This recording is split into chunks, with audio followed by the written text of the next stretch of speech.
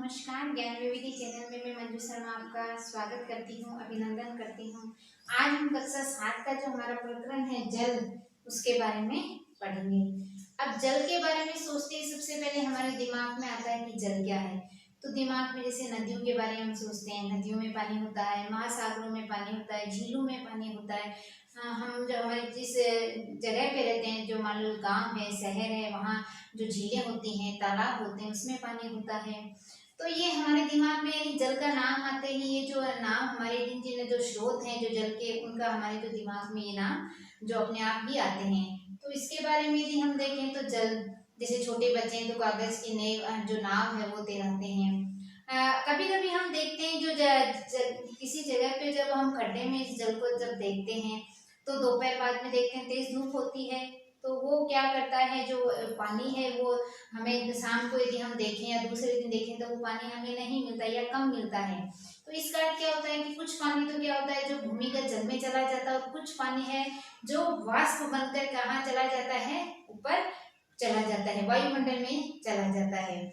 और वायुमंडल में जाने के बाद वो संघनित होकर उससे क्या बनते हैं, बादल बनते हैं, और संघनित होकर फिर वो वर्षा के रूप में हमारे सामने वापस आता है। तो हमने जैसे देखा था वायुमंडल वाला, हमने क्षोभ मंडल के बारे में परत पढ़ी थी, सारी मौसमी घटनाएं इसी में होती है।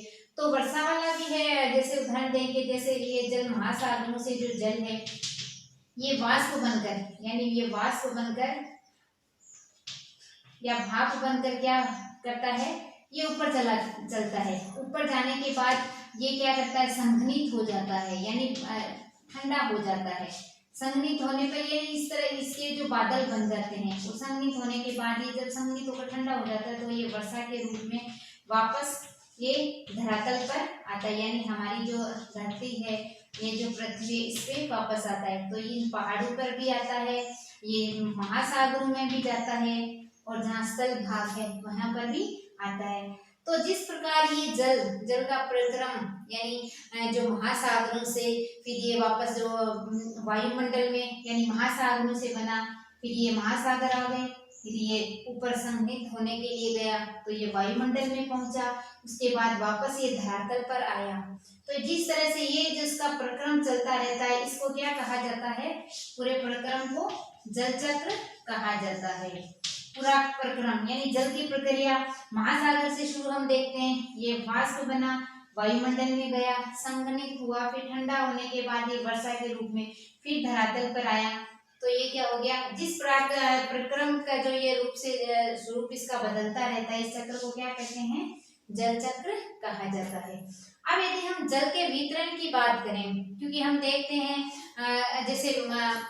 जैसे महासागर हमने देखे हैं, हम परिमंडल जब हम पढ़ रहे थे तो महासागर में अथाह जल है, यानी इसकी कोई थाह नहीं है, इतना जल है वहां पर, लेकिन वो हमारे पीने योग्य नहीं है, यानी जो लवणीय जल है महासागरों का, तो ये पीने योग्य नहीं होने के कारण क्या है, हमें अपने पृथ्वी पर इतना जो जल है मौजूद होने के बावजूद भी हम पानी की कमी को महसूस करते हैं। तो जल का वितरण किस प्रकार है, तो इसमें हम देखते हैं, थोड़ा जल का वितरण देखते हैं। तो इतना जल होने के बावजूद भी हमें जो है पानी की कमी क्यों महसूस होती है, तो जल के वितरण के बारे में जब हम देखेंगे तो हमें पता चलेगा। जल का वितरण, जैसे महासागर हैं, हमने बहुत बड़े बड़े जो महासागर पढ़े थे जब हम जलमंडल के बारे में देख रहे थे, तो 5 बड़े बड़े महासागर थे। हमने देखा था प्रशांत महासागर सबसे बड़ा महासागर है, इसके बाद जो हमारा अटलांटिक महासागर, हिंद महासागर, दक्षिण महासागर, आर्कटिक महासागर। तो इन महासागरों में जो जल की जो संख्या होती है वो 97.03% होती है, और ये जल कैसा होता है, लवणीय होता है, यानी खारा होता है, जो हमारे पीने योग्य नहीं होता है। तो 100 में से आप देख रहे हो कि 97 जो प्रतिशत है वो किसमें जा है, महासागरों में जल ये पाया जाता है। दूसरा कुछ जल है वो बर्फ है, वो छत्रक के रूप में, बर्फ के रूप में जमा है, तो उसके बारे में देखें, 2% ये बर्फ के रूप में जमा है। अब हम यदि देखें जो हमारी जो झीलें हैं, लवणीय जो झीलें हैं, कुछ है जो मीठे पानी की झीलें हैं, कुछ हमारी जो लवणीय झीलें हैं। लवणीय झीलों की यदि हम बात करें तो लवणीय झीलों में हमारा जो 0.09%, यदि हम स्थलीय समुद्र, इसके बाद महासागरों के अलावा भी स्थल पर बहुत सारे जो समुद्र हैं उनकी हम बात करें तो इनमें भी 0.09% जो हमारा जल जो है वो पाया जाता है। अब यदि हम वायुमंडल की बात करें, क्योंकि हम देखते हैं वायुमंडल में भी जलवाष्प के रूप में जो है वो जल पाया जाता है। जलवाष्प के रूप में जो जल पाया जाता है उसके बारे में यदि हम देखें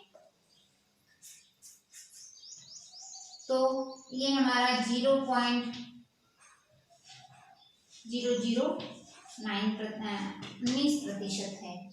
अब यदि हम भूमिगत जल की बात करें, वायु की बात करें तो भूमि में भी जल है, तो भूमिगत जल की यदि हम बात करें तो 0.68% भूमिगत जल। और यदि हम नदियों की बात करें, नदियों की बात करें तो नदियों में तो 0.001%, 0.01% है वो जल पाया जाता है। तो हम देखते हैं जो नदियों का पानी जो होता है वो क्या होता है, पीने योग्य होता है। हमने देखा कुछ झीलें, तो झीलों का पानी भी, कुछ झीलें ऐसी होती हैं जो मीठे पानी की झीलें होती हैं तो जो पीने योग्य होता है, जो तालाब का पानी होता है वो पीने योग्य होता है, और नदियों का पानी तो ये बहुत कम, हम कह सकते हैं कि बहुत कम जो पानी जो होता है वो मनुष्य के लिए पीने योग्य होता है। बाकी अधिकतर हम देखें तो 100 में से, यानी ये जो हमारा जो हम आंकड़ा यदि देखें 100% का, तो ये हमारा सबसे ज्यादा जो लवणीय जल महासागरों में पाया जाता है, यानी 97% भाग तो महासागरों में ही पाया जाता है। और वो जल कैसा होता है, लवणीय होता है, पीने योग्य नहीं होता है। कुछ जो पानी जैसे बर्फ चट्टान के रूप में तो हम ये पीने योग्य होता है, जो कुछ मीठे जो पानी की झीलें हैं, तालाब हैं और नदियां, ये पानी जो होता है वो पीने योग्य होता है, लेकिन ये बहुत ही कम मात्रा में पाया जाता है। इसलिए जल थल की अपेक्षा जल अधिक होने के बावजूद भी हम क्या करते हैं, जल की कमी को, यानी पीने योग्य जल की कमी को हम महसूस करते हैं। तो ये इस प्रकार हमारा ये जल का वितरण है। अब हम देखते हैं कि हमने जो महासागर पढ़े थे, जो हमने जो बड़े बड़े 5 महासागरों की हमने बात की थी, उसके बाद महासागरों का देखें तो उसमें जो गतियां चलती रहती है, यानी जैसे तालाब और झीलों का पानी तो शांत रहता है, लेकिन जो महासागर है उसका पानी हमेशा क्या रहता है, गतिशील रहता है। तो किस प्रकार इसकी जो गतियां हैं उसके बारे में हम विस्तार से देखेंगे। तो महासागर की जो है गतियां हैं उसके बारे में देखते हैं। हाँ, हमें पता है कि महासागर का जल हमेशा क्या रहता है, गतिमान रहता है। तो महासागरीय जो परिसंचरण है उसके बारे में देखते हैं।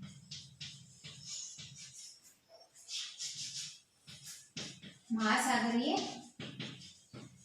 परिसंचरण, महासागरीय परिसंचरण की बात करें तो जैसे कि ये गतिमान रहता है इसका पानी हमेशा, तो इसमें जो अनेक प्रकार की जो महासागर में जो गतियां होती रहती हैं, तो इसकी गतियों की बात करें तो सबसे पहले तरंगे आती रहती है महासागरों में। दूसरी बात करें तो ज्वार भाटा महासागरों में आता रहता है।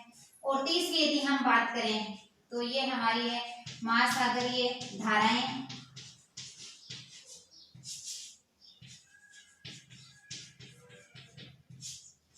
ये 3 जो गतियां हैं, इसकी तरंगे हैं, ज्वार भाटा है और महासागरीय धाराएं हैं। इनके माध्यम से क्या करता है, जो महासागर का जो पानी है वो हमेशा गतिशील रहता है। अब इनके बारे में हम एक एक करके देखते हैं। सबसे पहले हम बात करते हैं तरंगों के बारे में। तरंगे क्या होती है?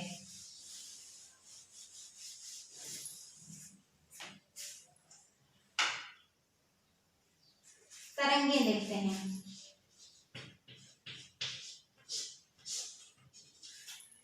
महासागरीय जल यानी महासागरीय सतह का जल जब उड़ता हुआ गिरता है तो क्या होती है, तरंगे उत्पन्न होती है। तो उसको क्या कहा जाता है, तरंगे कहा जाती है।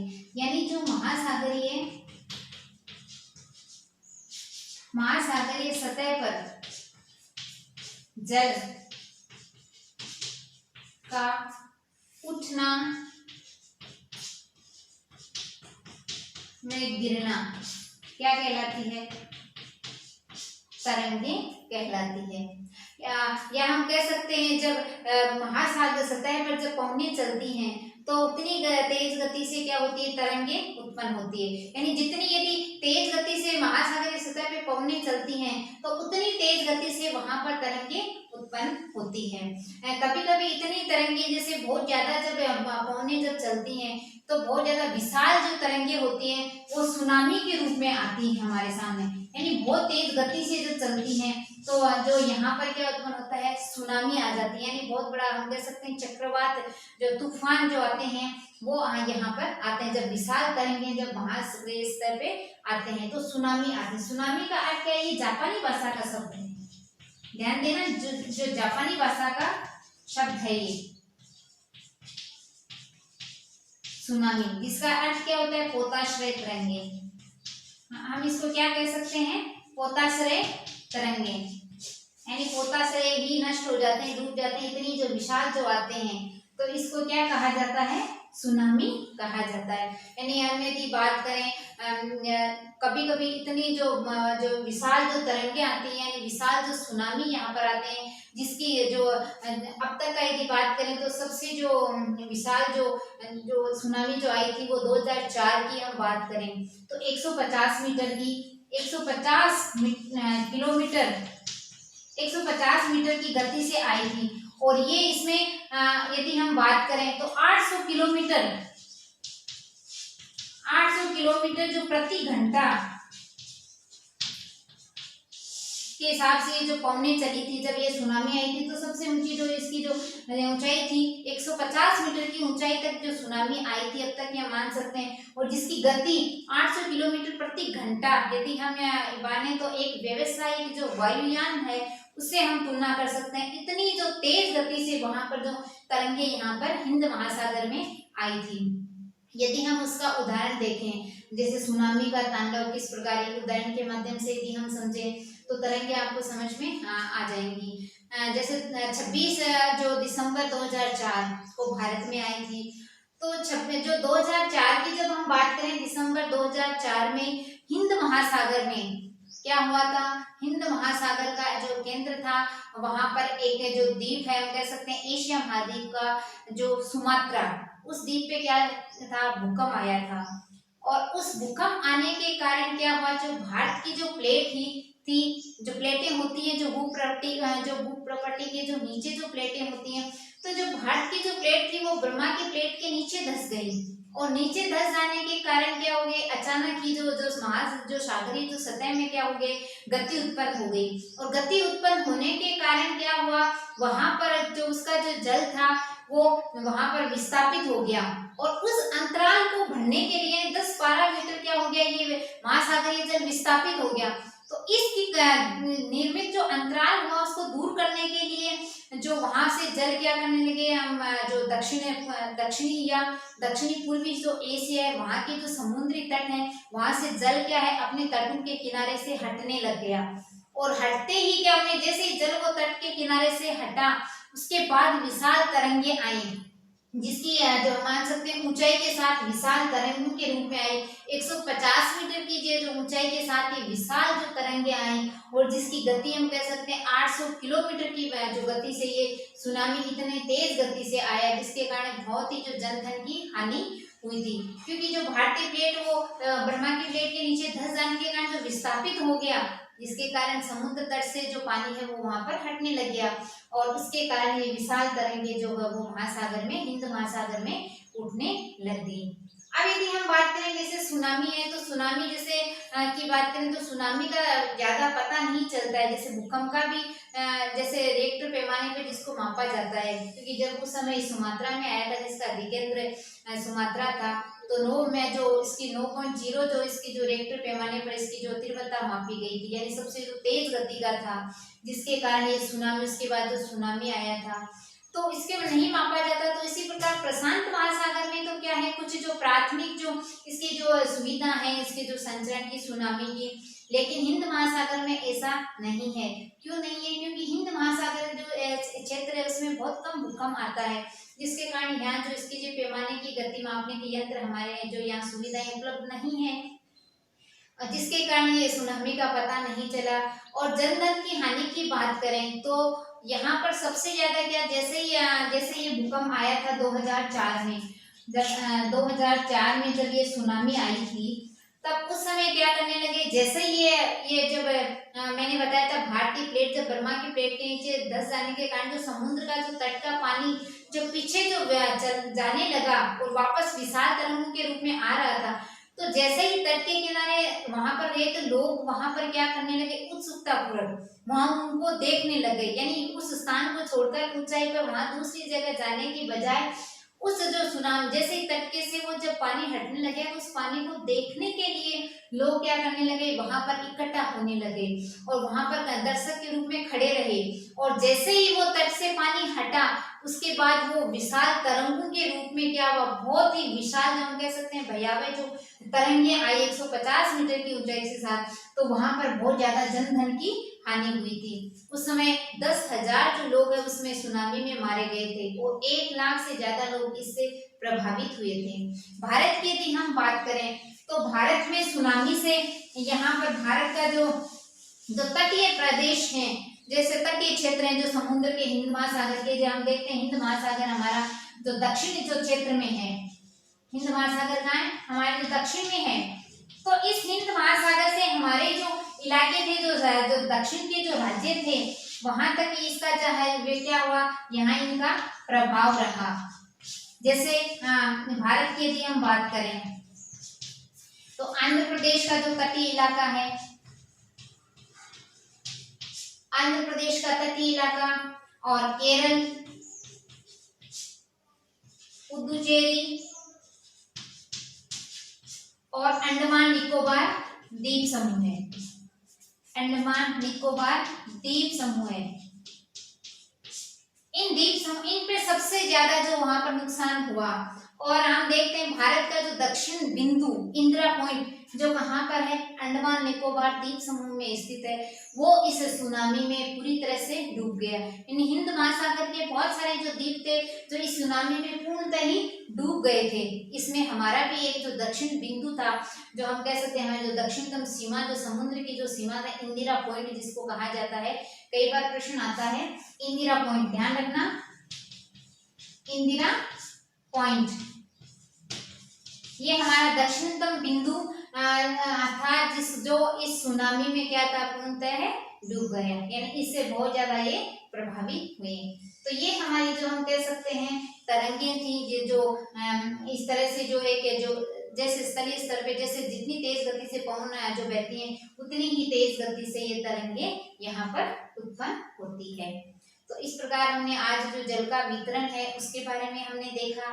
उसके बाद जो महासागरीय परिसंचरण की बात करें तो महासागरीय परिसंचरण की हम 3 गतियों में इसको बांट सकते हैं। सबसे पहले हमने बात की थी तरंगे के बारे में, उसके बाद जो है कल हम जो ज्वार भाटा है और ये जो हमारा जो महासागरीय धाराएं हैं उनके बारे में कल अध्ययन करेंगे। तो आज के लिए आप इसको देखना और समझना। तब तक के लिए नमस्कार।